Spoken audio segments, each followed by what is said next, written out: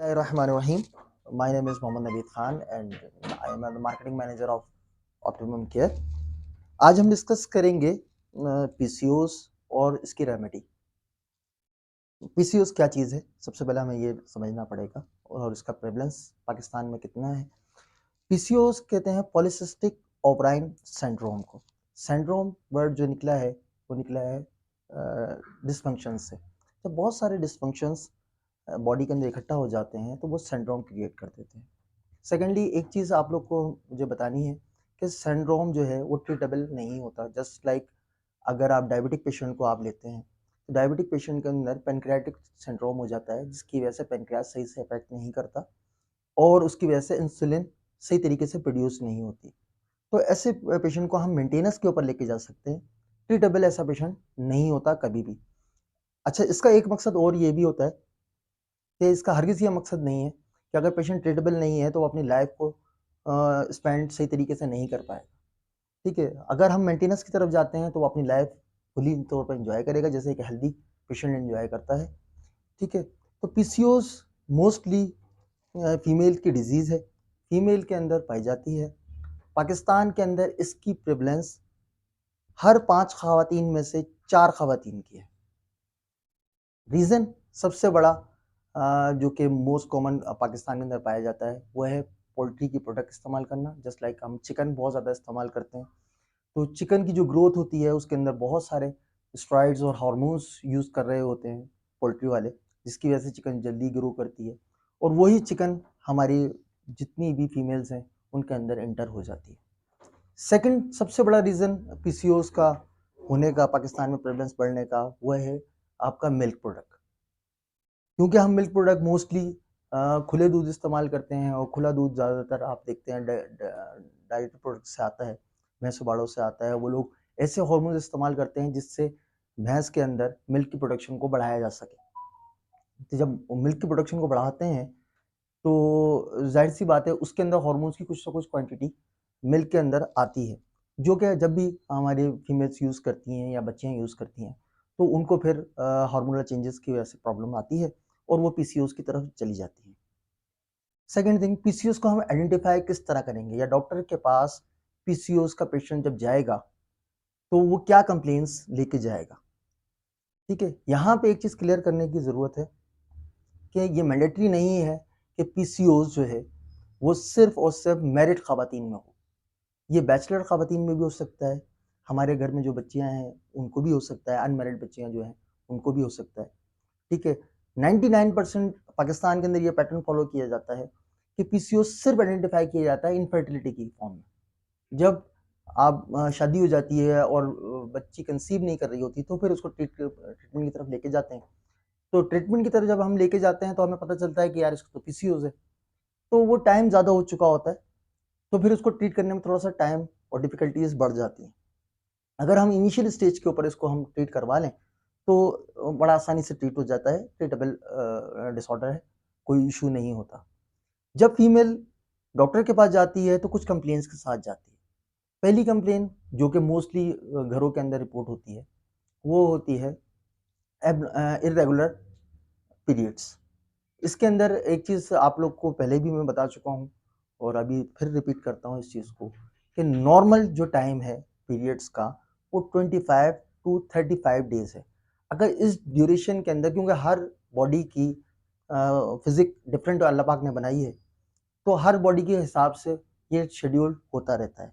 अगर periods 25 to 35 days के दरमियान हो रहे हैं तो that's mean it's normal.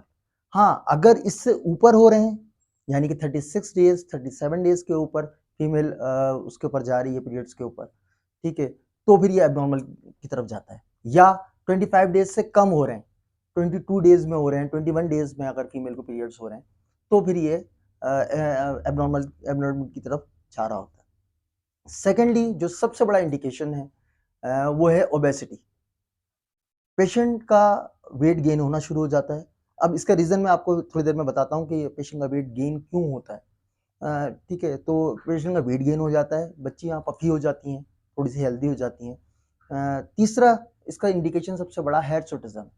हिर्सुटिज़म mean कि फीमेल की बॉडी के ऊपर ख़ासकर फेस के ऊपर मेल हेयर्स आना शुरू हो जाते हैं। जस्ट लाइक ये बियर्ड है हमारी, तो अगर फीमेल को आप देखें तो फीमेल की बियर्ड आना शुरू हो जाती है। इसकी रीज़न भी मैं अभी थोड़ी देर में आपको बताता हूँ, बल्कि यहीं पे क्लियर कर दूँ कि फीमेल के अंदर मेल हार्मोन बढ़ना शुरू हो जाते हैं, जिसकी वजह से उसके अंदर फीमेल के बजाय मेल की प्रॉपर्टी प्रोमिनेंट होना शुरू हो जाती है। तीसरा सबसे एक रीज़न जो कि नज़र नहीं आता लेकिन इनफर्टिलिटी में बहुत ज़्यादा रोल प्ले करता है, वो है आरओएस, रिएक्टिव ऑक्सीडेटिव स्ट्रेस, जिसकी वजह से ओवा बन नहीं पाता, जिसकी वजह से बच्चा बनता है, जाइगोट बनता है, एम्ब्रियो बनता है। वो उस तरीके से अगर बनता भी है तो उसकी क्वालिटी उस तरीके की नहीं होती, तो वो फर्टाइल नहीं हो पाता। ठीक है। और इसके अलावा ये 5 इंडिकेशंस जो कि मोस्टली डॉक्टर्स के पास रिपोर्ट होती हैं और डॉक्टर उसकी ट्रीटमेंट कर रहे होते हैं। ठीक है। अब हम ये देखते हैं कि इसको कौन-कौन से कस्टमर के पास ये पेशेंट रिपोर्ट होते हैं। फर्स्ट थिंग जो सबसे पहले पेशेंट रिपोर्ट होगा वो गायनेकोलॉजिस्ट के पास होगा। रीज़न इसके पीछे क्या होता है, जब इर्रेगुलर पीरियड्स होते हैं तो ज़ाहिर-सी बात है, क्योंकि हम पाकिस्तान में रहते हैं और जो हमारा कल्चर है वो इस्लामिक कल्चर है, तो हमारी कोशिश ये होती है कि फीमेल की प्रॉब्लम्स को फीमेल ही सॉल्व करे। तो सबसे पहला हम गायनेकोलॉजिस्ट को कॉन्टैक्ट करते हैं।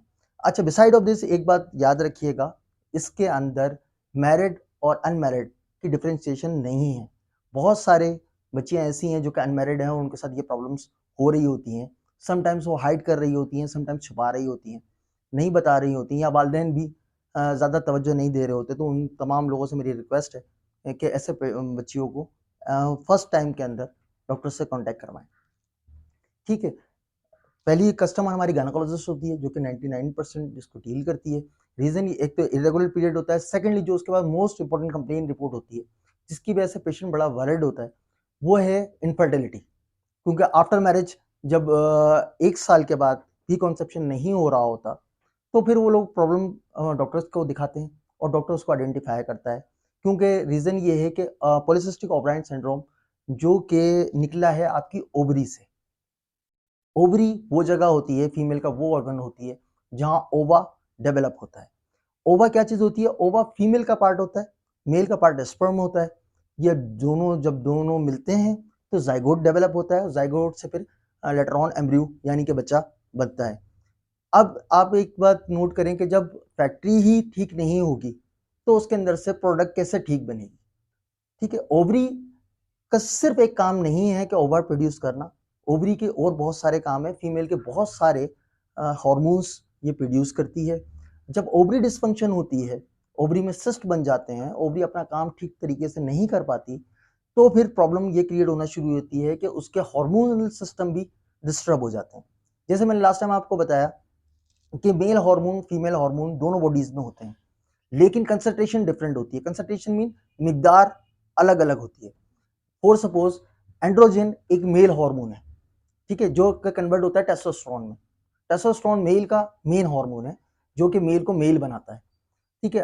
अब जब ओवरी डिसफंक्शन होती है तो वो एंड्रोजन की क्वांटिटी को ज्यादा प्रोड्यूस कर रही होती है। जब ज्यादा प्रोड्यूस करती है तो फीमेल के अंदर मेल की प्रॉपर्टीज आना शुरू हो जाती हैं।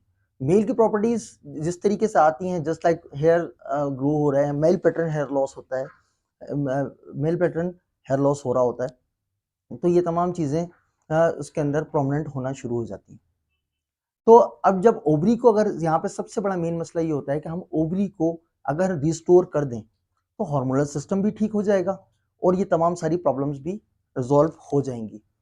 एंड्रोजन की क्वांटिटी को हमें यहाँ पे डिक्रीज करना होता है। डिक्रीज करने का ये हरगिज मतलब नहीं है कि इसका एंटी हार्मोन दिया जाए और उसको डिक्रीज कर दिया जाए। एंड्रोजन को डाउन करने का मतलब ये होता है कि ओवरी के फंक्शन को दोबारा रिस्टोर किया जाए, और जब ओवरी का फंक्शन रिस्टोर होगा तो एंड्रोजन नॉर्मली क्रिएट होना शुरू हो जाएगा। यहाँ पे जो दूसरा हमारा कस्टमर आता है वो आता है डर्माटोलॉजिस्ट। रीज़न ये होता है कि आपको पता है कि फीमेल ब्यूटी कॉन्शियस कुछ ज़्यादा होती हैं। जब उनके हेयर ग्रो होना शुरू होते हैं फेस के ऊपर, तो फिर वो डर्माटोलॉजिस्ट से कांटेक्ट करती हैं, या ओबेसिटी बढ़ती है तो भी डर्माटोलॉजिस्ट से कांटेक्ट करती हैं। जब डर्माटोलॉजिस्ट से कांटेक्ट करती हैं तो फिर वो जब उसके हार्मोनल टेस्ट और हार्मोनल प्रोफाइल कराता है तो पता चलता है कि एंड्रोजन बढ़ रहा है। एक चीज़ मैं आप पूरी टीम को ये बता दूं, गौर से सुनिएगा, कि कोई भी दुनिया में ट्रीटमेंट ऐसी नहीं बनी ठीक है, जो कि हिर्सुटिज्म के अंदर 6 मंथ से पहले रिस्पॉन्ड कर जाए। क्योंकि डॉक्टर आपसे अक्सर ये सवाल पूछेगा कि कितने दिन में ये रिस्पॉन्ड करेगी, ठीक है, वो बेसिकली आपको चेक कर रहा होता है, क्योंकि अगर उसको वो हार्मोनल थेरेपी भी देता है तो भी एटलीस्ट 8 मंथ उसको चाहिए क्लियर होने के लिए। तो हाउ कैन इज पॉसिबल कि एक न्यूट्रास्यूटिकल प्रोडक्ट उसको 1 महीने में या 2 महीने में रिस्पॉन्ड कर जाएगी, ठीक है। तो इसीलिए हम डर्माटोलॉजिस्ट के पास जाते हैं, डर्माटोलॉजिस्ट आरओएस को कंट्रोल करता है और हिर्सुटिज्म को कंट्रोल करता है। तीसरा हमारा जो कस्टमर होता है वो होता है जनरल प्रैक्टिशनर, जो कि जीपी, क्योंकि 99% जीपीज के पास ही लोग जा रहे होते हैं, इनिशियल स्टेज में अपने फैमिली फिजिशियंस के पास जा रहे होते हैं, तो वहां पे वो डायग्नोज करता है कि इसको पीसीओएस है कि नहीं है। हमारी कोशिश अभी तक तो ये रही है कि हमारा मेन सेगमेंट है गायनी और डर्मा, ठीक है, ये दोनों ही अगर अब हम कॉप अप कर लेते हैं तो हमारे लिए बहुत बड़ा सेल वॉल्यूम खड़ा हुआ है इस वक्त, ठीक है। ये 3 हमारे पीसीओस के पीसीक्योर के कस्टमर्स हैं। तीसरी चीज मैंने अभी आपको एक चीज बताई कि पीसीओस के अंदर क्योंकि आपकी ओवरी कंप्रोमाइज हुई भी होती है, जिसकी वजह से आपको ये सारी प्रॉब्लम्स फेस करने को मिलती हैं। तो ओवरी के अंदर एक चीज पैदा होती है, इंसुलिन, ठीक है।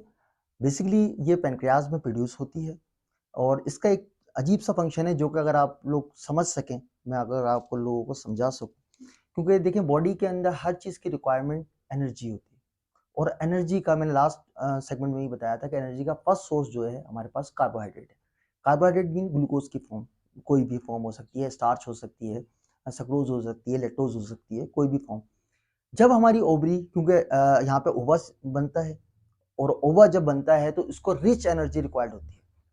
रिच एनर्जी रिक्वायरमेंट के लिए इसको रिच क्वांटिटी ग्लूकोज की चाहिए, ठीक है। जब ओवा बनने के ऊपर आता है तो हमारी ओवरी मैसेज देती है आपके ब्रेन को कि मुझे रिच क्वांटिटी के अंदर कार्बोहाइड्रेट चाहिए। अब जब कार्बोहाइड्रेट के लिए जब ब्रेन के पास जाता है ये मैसेज, तो ब्रेन आपके पैनक्रियाज के अंदर से पैनक्रियाज को मैसेज देता है कि इंसुलिन सिक्रीट करें। रीजन ये है कि ह्यूमन बॉडी के अंदर जो बाइंडिंग साइट है कार्बोहाइड्रेट की, या इसको इस तरह देख लें कि जो कि आपकी ओवरी को कार्बोहाइड्रेट प्रोवाइड करेगा वाया ब्लड, वो इंसुलिन होता है, ठीक है। अब ब्रेन समझ लें कैरियर को मैसेज कर देता है एक कि भाई ओवरी को कार्बोहाइड्रेट ज़्यादा चाहिए, तो आप ज़्यादा कार्बोहाइड्रेट ओवरी को प्रोवाइड कर दें। अब जैसे ही इंसुलिन ज़्यादा सिक्रीट होती है तो आपको भूख ज़्यादा लगती है, ठीक है, आप रिच क्वांटिटी के अंदर कार्बोहाइड्रेट इनटेक कर लेते हैं। इनटेक कर लिया आपने कार्बोहाइड्रेट। अब ये बात याद रखिएगा कि कार्बोहाइड्रेट की रिक्वायरमेंट ओवरी की है, आपकी बॉडी की नहीं है, ठीक है। अब जैसे ही इंसुलिन ने कार्बोहाइड्रेट को ग्रैब किया आपके फूड में से और इंसुलिन के पास ओवरी के पास उसको लेके गई, ठीक है, तो ओवरी के बाहर जो रिसेप्टर्स लगे हुए होते हैं वो उसको रिजेक्ट कर देते हैं कि हमें नहीं चाहिए। ओवरी के अंदर से मैसेज आ रहा है, इस तरह समझिए कि घर के अंदर से ये मैसेज आ रहा है कि मुझे फला चीज चाहिए, कार्बोहाइड्रेट चाहिए, ठीक है। और बाहर बैठा हुआ चौकीदार, जब वो डिलीवरी का टाइम आता है तो बाहर बैठा हुआ चौकीदार वो डिलीवरी को माजरत कर लेता है, ठीक है। तो जाहिर सी बात है, अब वो कार्बोहाइड्रेट तो ब्लड के अंदर मौजूद है, वो कार्बोहाइड्रेट ने कहीं ना कहीं यूटिलाइज तो होना है, ठीक है। तो इस चीज को हम कहते हैं इंसुलिन रेजिस्टेंस, ठीक है। ये डायबिटिक्स से बिल्कुल डिफरेंट चीज है, ठीक है, इंसुलिन रेजिस्टेंस। अब क्या होता है, वो कार्बोहाइड्रेट आपके ब्लड में घूम रही है, ठीक है। सबसे आसान जगह जो होती है जो कि कार्बोहाइड्रेट को फौरन ग्रैब करती है, वो होती है आपके एडिपोज टिश्यूज, जो कि ये आपके एब्डोमेन के ऊपर लगे हुए होते हैं, ठीक है। और वो कार्बोहाइड्रेट को ला के ग्लाइकोनियोजेनेसिस एक प्रोसेस होता है जिसके थ्रू कार्बोहाइड्रेट फैट में कन्वर्ट हो जाती है। फैट में कन्वर्ट होने के बाद बॉडी उसको आपके एडिपोज के ऊपर लाके स्टोर कर देती है। ये प्रोसेस मुस्तकिल चलता रहता है, ठीक है। अब हो क्या रहा है कि ओवरी की रिक्वायरमेंट अंदर से, क्योंकि इनर साइड के ऊपर कार्बोहाइड्रेट पहुंच ही नहीं रही, तो ओवरी की रिक्वायरमेंट पूरी नहीं हो रही, जिसकी वजह से ओवर डेवलप नहीं हो रहा। अंदर से मुस्तकिल मैसेजेस आ रहे हैं कार्बोहाइड्रेट के, बॉडी मुस्तकिल कार्बोहाइड्रेट इंटेक कर रही है। अब कार्बोहाइड्रेट इंटेक कर रही है लेकिन ओवरी में नहीं जा रही, वो ओवरी की जगह एडिपोज टिश्यूज की तरफ जा रही है, यानी कि आपके एब्डोमेन की तरफ जा रही है। तो इस तरह से बॉडी का वेट डिफरेंट टाइप के ऊपर बढ़ना शुरू हो जाता है। इस तरह बच्चियां जो हैं पफी हो जाती हैं, फैटी हो जाती हैं, ठीक है, उनको पता भी नहीं चलता। और इसको रिड्यूस करने के लिए हमको सबसे पहला सेगमेंट जो करना है बच्चियाँ ज़्यादातर क्या करती हैं, डाइट कंट्रोल करना शुरू कर देती हैं, एक्सरसाइज करना शुरू कर देती हैं। वो बिल्कुल ठीक है, वो करें, हेल्दी लाइफ के लिए बहुत ज़रूरी है, लेकिन ये सोल्यूशन नहीं है। अगर वो अपनी इनटेक ज़ीरो भी कर देंगी, ज़ीरो बोल रहा हूँ, ज़ीरो के ऊपर लाना बहुत मुश्किल काम होता है, ज़ीरो भी कर देंगी, बॉडी डेथ हो जाएगी, लेकिन बॉडी डिसॉल्व नहीं होगी, फैट डिसॉल्व नहीं होगी, स्लिमिंग की तरफ वो नहीं जा पाएंगी, बल्कि उल्टा बॉडी के अंदर और चीज़ें डैमेज हो जाएंगी। क्योंकि आप मल्टीविटामिन्स, मिनरल्स, कार्बोहाइड्रेट, प्रोटीन अगर सब चीज़ लेना आपने बंद की हुई है, तो वो आपने देखा होगा 90% यही होता है कि फीमेल डाइट श्रिंक कर देती हैं, अपनी डाइट श्रिंक कर देती हैं। डाइट श्रिंक करें, बिल्कुल करें, उससे इफेक्ट आएगा, लेकिन ज़ीरो आप नहीं कर सकते। अगर आप ज़ीरो का डाइट को करते हैं तो फिर ये प्रॉब्लम आएंगी, बॉडी के अंदर और ऑर्गन डैमेजेस हो जाएंगे।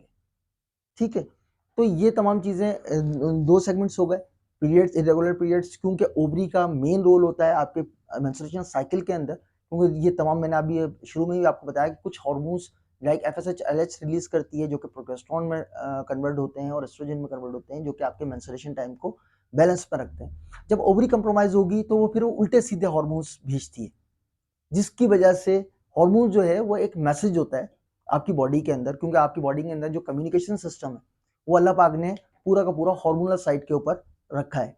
यानी कि हार्मोन्स जो है वो लैंग्वेज है आपकी बॉडी की। अगर कोई किसी पार्ट को एक्टिव करना है, किसी को मैसेज देना है, तो बॉडी आपके हार्मोन रिलीज करती है। वो समझ लें मैसेज, कोड मैसेज होता है कि उस ऑर्गन के लिए कि ये अब आप काम करना शुरू करें।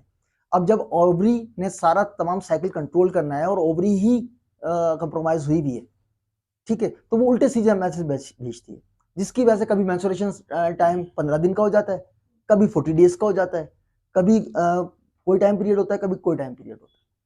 ठीक है, तो यहाँ पे कोर मैसेज ये है कि हमने ओवरी को रिस्टोर करना है पीसीओज में। अगर ओवरी रिस्टोर हो जाती है तो ऑल तमाम ऑर्गन्स ऑटोमेटिकली रिस्टोर हो जाएंगे।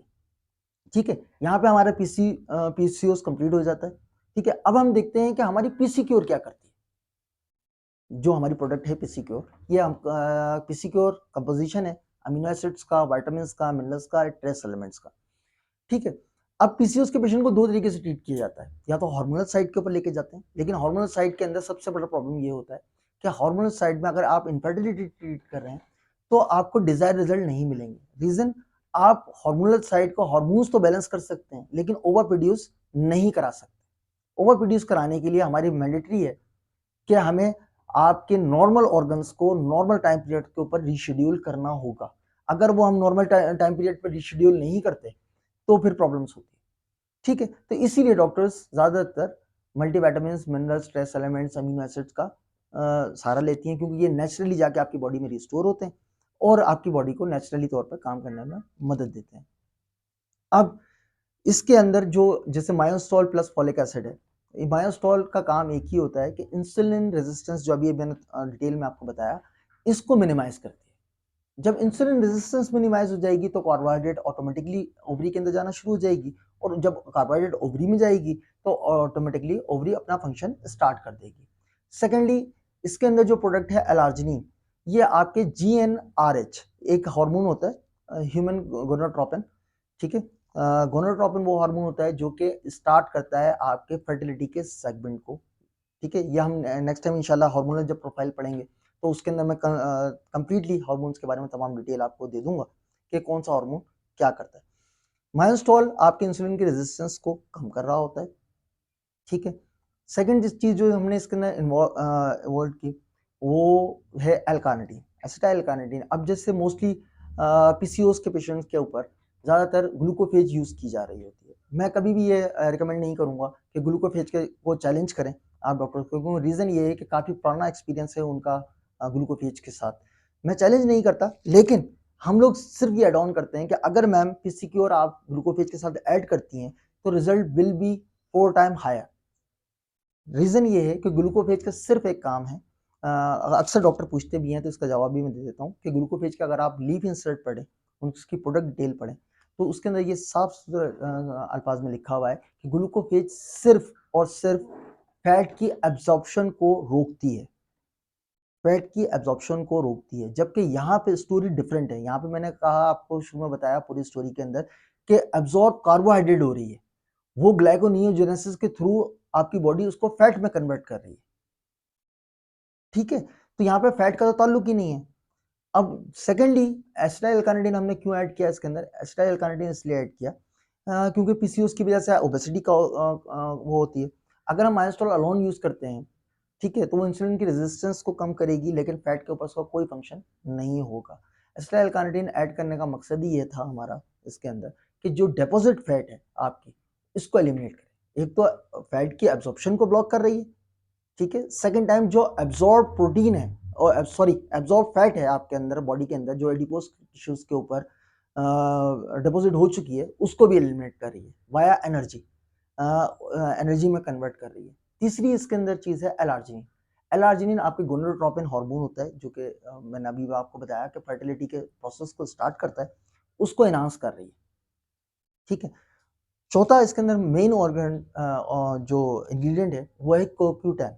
कोक्यूटेन एंजाइम वो एंजाइम है जो कि हर उस जगह पे जहाँ पे बॉडी के अंदर हाई रिच एनर्जी रिक्वायर्ड होती है, वहां पे अल्लाह पाक ने इसको ज्यादा रखा है, ठीक है। क्यूटेन की वजह से इसमें 100 मिलीग्राम हमने क्यूटेन ऐड किया, क्योंकि ओवरी के अंदर क्यूटेन जब ओवा प्रोसीड हो रहा होता है, जब ओवा बन रहा होता है, तो क्यूटेन की क्वांटिटी बहुत ज्यादा रिच क्वांटिटी में रिक्वायर्ड होती है, ठीक है। तो कोक्यूटेन इसलिए ऐड किया क्योंकि ओवा की क्वालिटी को भी नाश करती है, क्योंकि जितना अच्छा ओवा होगा उतने कॉन्सेप्शन के चांसेस बढ़ जाएंगे, ठीक है।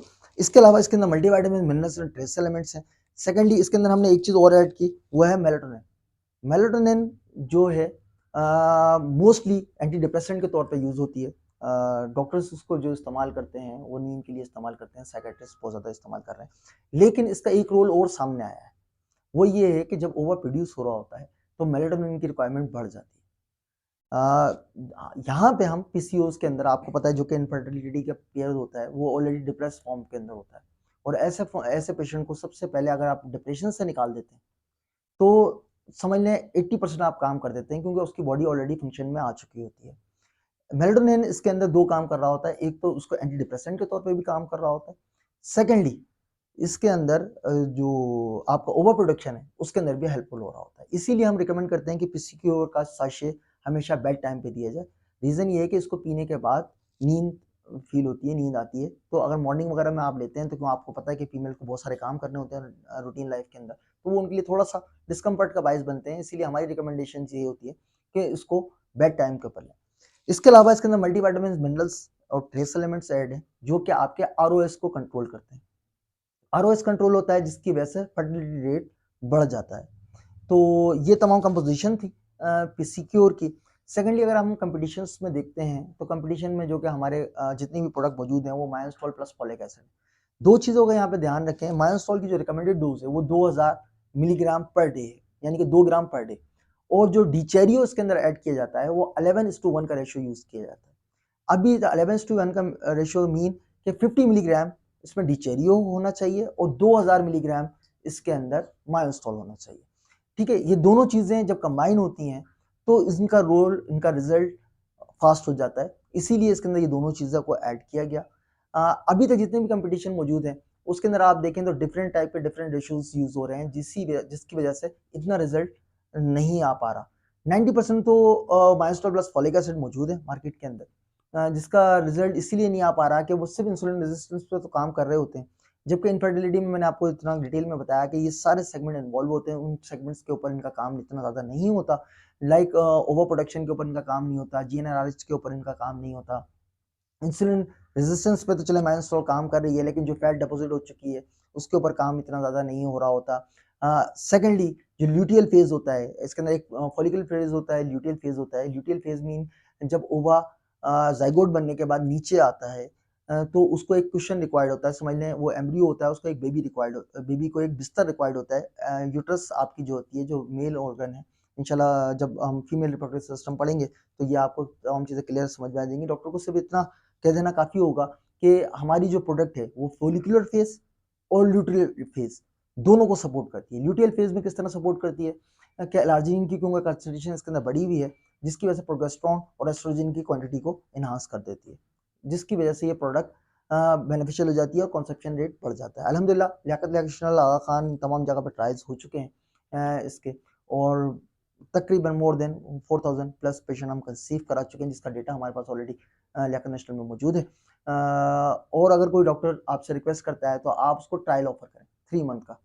3 मंथ का अगर ट्रायल ऑफर करते हैं जब आप उसको लेके जाते हैं 3 मंथ के ऊपर, तो वो पेशेंट के अंदर सिग्निफिकेंट रिजल्ट है अल्हम्दुलिल्लाह। प्रोडक्ट के ऊपर फेथ मुझे कल भी था, आज भी है, क्योंकि इसका रॉ मटेरियल हम खुद मंगवा रहे हैं, तमाम चीज़ें हम खुद कर रहे हैं। तो अभी तक तकरीबन 7 सालों में तो कोई कंप्लेन नहीं आई है पेशेंट में एफिकेसी वाइज, और अल्हम्दुलिल्लाह इंशाल्लाह आगे भी नहीं आएगी। Thank you very much. ये था पीसीक्यू का डिटेल इंफॉर्मेशन। इंशाल्लाह आपके साथ